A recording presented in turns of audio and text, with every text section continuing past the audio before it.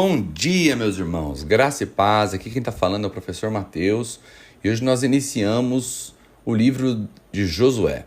É um livro histórico do qual nós não temos, ninguém tem a certeza do seu autor, embora o Talmud, que é a tradição escrita do povo judeu, atribui a sua autoria ao próprio Josué. Existe uma grande dúvida a respeito de quem é o seu autor. E isso porque não conseguem datar o tempo de sua escrita, se foi escrito de fato no tempo do próprio Josué, ou se foi escrito. Alguns datam a escrita para os tempos dos primeiros monarcas, Saul até um pouquinho depois, inclusive com o objetivo de contar a história de um povo que está em guerra contra os filisteus, de que essa guerra só estava acontecendo porque o povo tinha sido infiel ao longo da sua trajetória na conquista de Canaã, e não Deus sendo infiéis a eles, permitindo que eles ficassem em guerras e às vezes inclusive sendo derrotados, que foi no caso de Saul. Mas o mais importante do que definirmos o seu autor ou sua data é saber que essa história aconteceu e ela é continuação do êxodo de Israel, que tinha saído do Egito e ficado por muitos e muitos anos andando pelo deserto por conta de sua própria postura de incredulidade. E por conta dessa postura de incredulidade foram impedidos de entrar na terra prometida, quando os 12 espias foram enviados a espiar e voltaram com um péssimo relatório da terra. Nós vamos perceber que aqui no livro de Josué existe um contraste muito grande com esse acontecimento de espias que vão e voltam desanimando o povo. No caso de Josué, nós vamos perceber que os espias vão e voltam encorajando o povo, mostrando que os 40 anos no deserto serviram para matar uma geração incrédula, permitir que eles morressem, para que eles não participassem da conquista de uma terra da qual exigiria fé e muita confiança no Senhor para poder ser realizado da maneira que Deus havia prometido. Então vamos lá. O livro de Josué, ele é a continuação, como eu disse, do Êxodo. Nós vemos a narrativa começar justamente no momento em que Moisés morre e Josué é levantado no lugar dele. Os primeiros versos mostram as palavras de Deus para Josué, dizendo que ele deveria ser forte, que ele estava com ele e que ele iria conquistar todas as coisas. Nós vemos instruções de Deus a Josué, dizendo a ele não se afastar dos mandamentos que Deus havia dado a Moisés, nem para a direita, nem para a esquerda, e para que inclusive falasse dessas palavras o tempo todo ao povo, para que o povo conhecesse a lei do Senhor. A partir do verso 10, nós vamos ver que Josué deu ordens, a todo o povo para que eles pudessem se preparar, porque depois de 3 dias, logo depois da narrativa, 3 dias depois, eles atravessariam o Jordão e já tomariam posse da terra da qual o Senhor havia lhes dado por herança. É muito interessante notar aqui no verso 12, porque quando nós estamos lendo a narrativa do Êxodo, nós vamos perceber que antes mesmo de atravessarem o Jordão, o povo de Israel começou a tomar posse de algumas terras antes de atravessar o Jordão. Essas tribos são a tribo de Rubens, a tribo de Gade e a metade da tribo de Manassés. Só que para tomar posse daquela terra, eles tiveram que jurar a Moisés e ao Senhor que quando chegasse a hora de atravessar o Jordão, eles atravessariam junto com seus irmãos, deixando suas terras ali, protegidas, e ajudariam seus irmãos a conquistarem suas próprias terras depois do Jordão. E então, só depois de terem conquistado e de terem tranquilizado, nós vamos ver essa ida e esse retorno aqui no livro de Josué, é que eles voltariam para suas terras e junto com suas famílias. E aqui no verso 12 nós vemos justamente Josué evocando essa promessa, dizendo, vocês prometeram, então agora é hora de vocês cumprirem. E aqui nós vamos perceber que eles cumprem, eles deixam suas famílias e vão para ajudar Josué e o povo de Israel a conquistar a terra prometida. No capítulo 2, nós vamos ver a história dos espias. E nós vamos perceber aqui, lembra que eu já disse que haveria um contraste? Porque aqui ele não envia como se fosse uma delegação enviada pelo povo. Ele envia em segredo 2 homens. E aqui começa uma história muito interessante, porque eles chegam e eles se escondem na casa de uma prostituta chamada Raabe, que morava sobre um muro da cidade. Isso mostra as larguras do muro da cidade de Jericó, que no caso nós estamos falando da cidade de Jericó. E essa mulher, ela acolhe esses 2 espias, e inclusive não só acolhe, como os protege quando as pessoas da cidade ficaram sabendo que haviam 2 homens ali, E ela acolhe. E não só acolhe, não só protege, como enche o coração desses homens de fé. Porque ela vai dizer assim, olha, com certeza, olha o que vai dizer aqui ainda no verso 9, ele vai dizer assim, ó, e disse-lhe, eu sei que o Senhor deu esta terra a vocês. Estamos com medo terrível, as pessoas dessa terra estão morrendo de medo.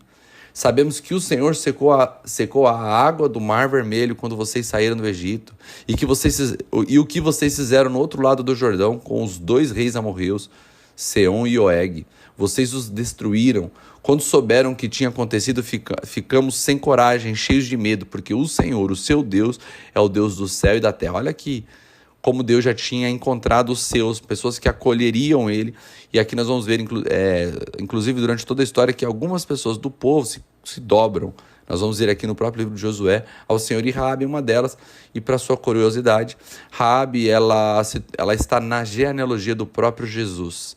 Ela, assim como Ruth também, mulheres que não eram hebreias, mas que encontraram graça diante do Senhor por suas atitudes, e essa mulher é uma delas.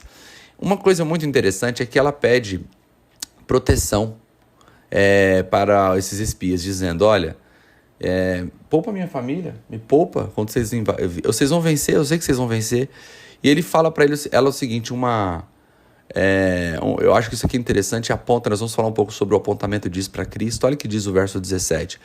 E os homens lhe disseram, cumpriremos o juramento que lhe fizemos. Qual juramento? O juramento de proteger ela e a família dela. Mas olha a condicional.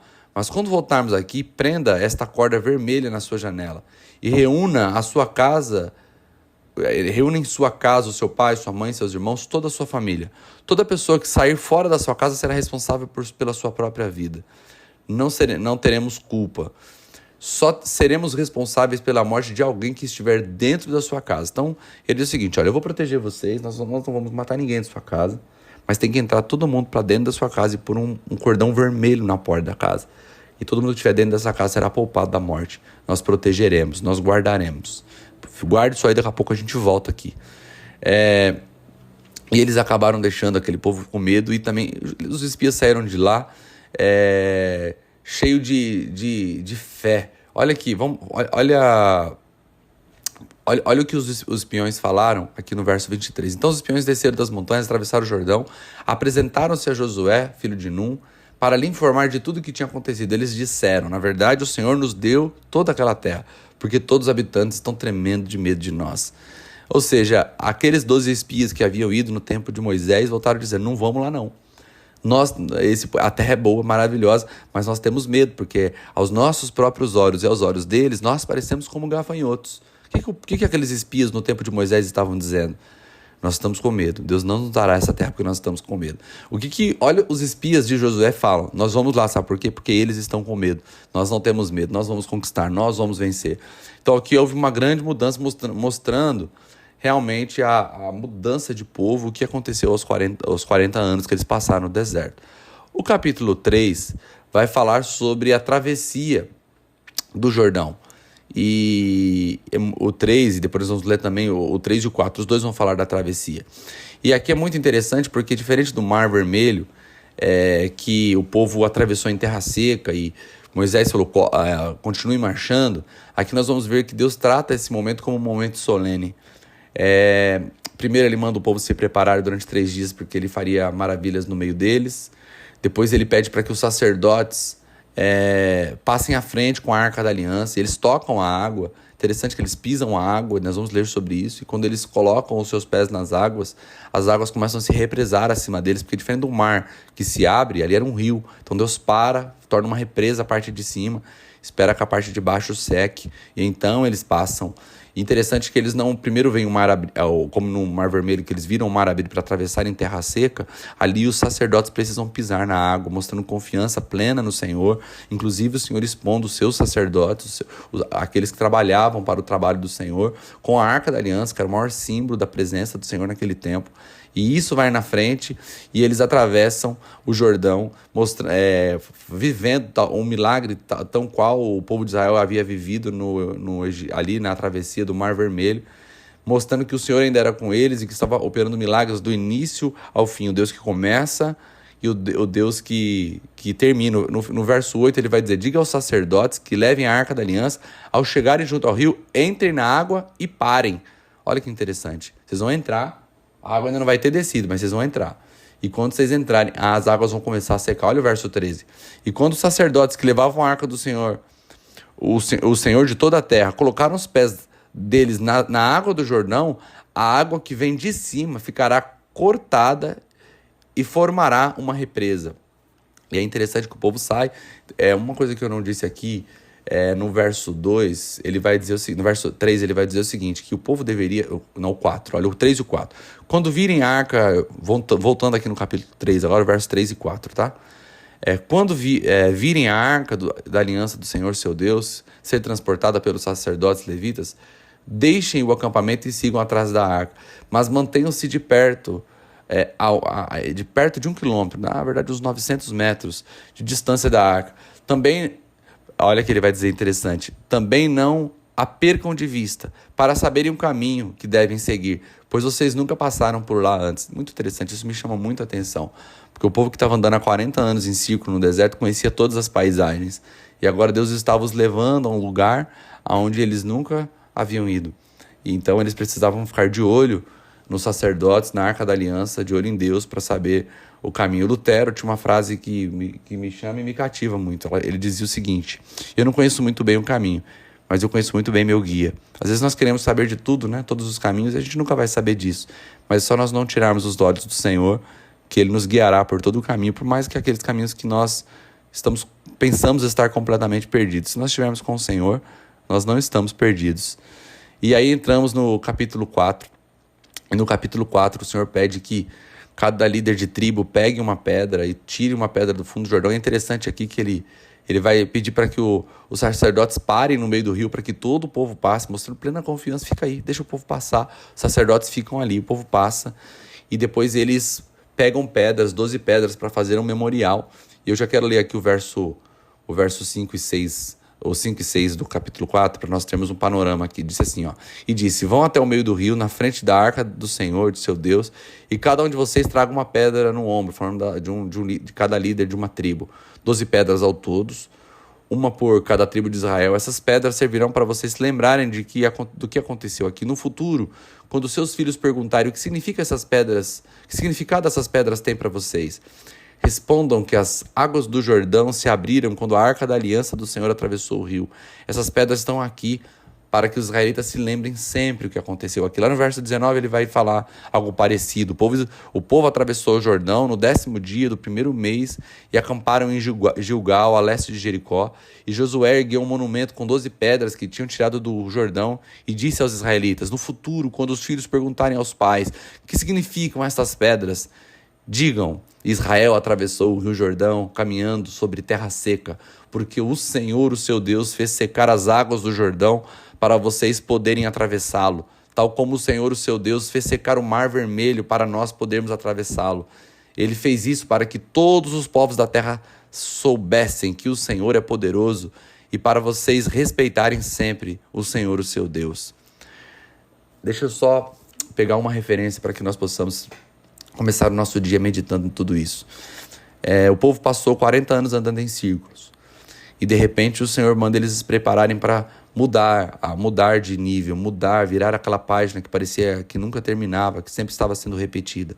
Para que o povo passasse para um novo nível, eles precisaram olhar para os sacerdotes, eles precisaram ser guiados para uma nova direção. Nós vamos perceber que aqui no capítulo 5 isso fica mais afirmado ainda, nós vamos fazer essa leitura amanhã. Mas eles precisaram seguir de longe, olhando com atenção, viram um milagre, diferente do Mar Vermelho, que eles atravessaram sem muita consciência do que estava acontecendo no Jordão. É um batismo de consciência, né? Se o Mar Vermelho tem um símbolo do batismo, quando o povo passa com suas famílias e se livram do Egito, das mãos do inimigo, o Jordão é um batismo de maturidade, de consciência daquilo que Deus vai fazer, de acesso ao que Deus prometeu, por conta de uma transformação de mente, né? Faz nos lembrar até de Romanos 12, 2, que diz que nós devemos transformar-nos pela renovação da nossa mente para que possamos ser capazes de experimentar a boa, perfeita e agradável vontade de Deus. Então, aqueles viveram uma transformação de 40 anos no deserto e agora estavam prontos para experimentar essa boa, agradável vontade de Deus e perfeita vontade de Deus. Mas eu quero só pensar aqui. o fato da prostituta Raabe, que ela é apresentada como alguém sem mérito, mas que acolheu em sua casa o que Deus estava fazendo. E aquela casa se tornou casa de salvação. Mas isso aqui aponta para a obra de Cristo. Quando eles dizem, nós todos que estiverem guardados dentro de sua casa, com uma corda vermelha, eles estão aqui fazendo uma referência, uma alusão até mesmo que aconteceu na Páscoa, quando o anjo da morte passou, mas todos que estavam dentro da casa, que tinham seus umbrais pintados de vermelho, não foram atingidos, porque eles estavam protegidos e guiados, eles estavam sinalizados com o sangue do Cordeiro. Aquelas pessoas dentro da casa de Raabe estavam sinalizadas com um cordão vermelho. Eu quero dizer que aqui apontava para que aquilo que Cristo faria um dia. Aqueles que estiverem em Cristo não tem condenação, aqueles que estão em Cristo têm salvação, porque estamos marcados com o seu sangue. Estamos marcados. Então, quem está em Cristo está guardado por Ele, está protegido por Ele. E se nós estivermos em Cristo, marcado por eles, nós estamos destinados a viver na terra que Deus prometeu, a terra que mana leite e mel.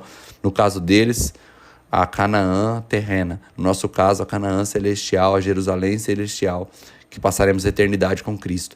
Que Deus te abençoe e que você tenha um lindo dia.